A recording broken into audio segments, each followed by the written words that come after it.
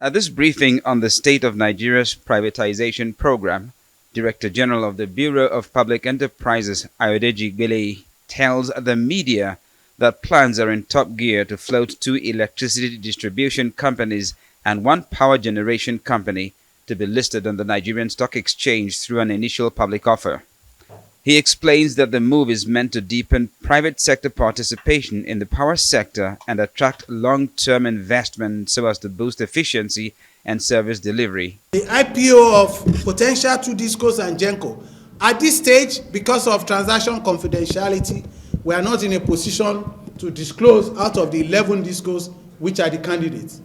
And we are also unable to disclose the Gencos, that is the target Genco, because of confidentiality, and in order not to create anxiety or apprehension, whether be it on the labor side, be it on workers in the company, or be it the larger society. As you know, some of these transactions, you have to first incubate them in the back room. He further revealed that shareholders' loan agreements had recently been signed for 10 out of the 11 discos, a development he described as critical to stabilizing the operations of the firms.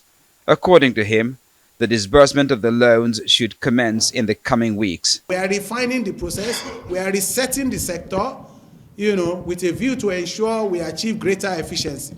Addressing concerns about the delayed privatization of 5 Gencos, the BPE chief said the process was being slowed by exchange rate volatility, rising inflation, and other macroeconomic uncertainties.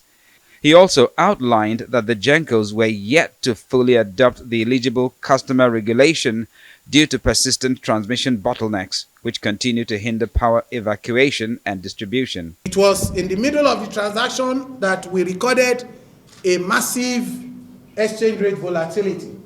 When the transaction started in 2021, if you remember, exchange rate official was around 460.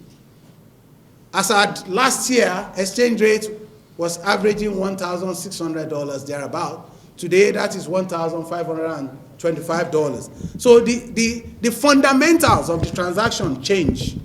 The planned listing of the discos and Genco on the stock exchange is expected to provide Nigerians an opportunity to invest directly in the power sector, a move analysts say could help strengthen transparency, corporate governance, and accountability in the industry. The federal government had in May this year lamented the poor performance of electricity distribution companies in the Nigerian electricity supply industry, NESI, describing it as disappointing.